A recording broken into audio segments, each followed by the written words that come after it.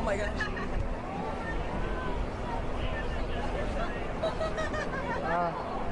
Are you gonna do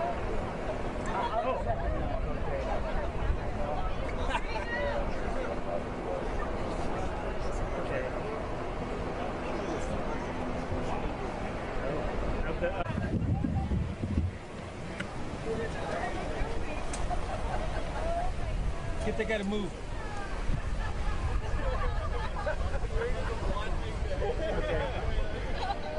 Can't see anything there.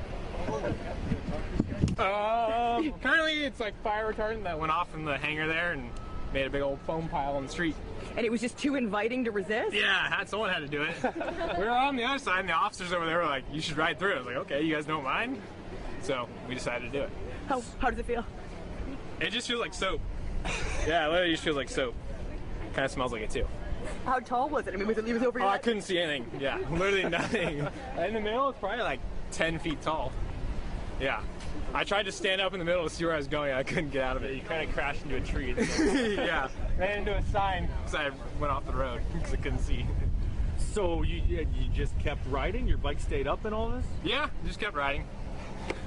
Did you worry that this might be toxic or anything? No, they said it's not toxic. Yeah, I asked them before we did it. They said it's not toxic, just wash it off when you're done.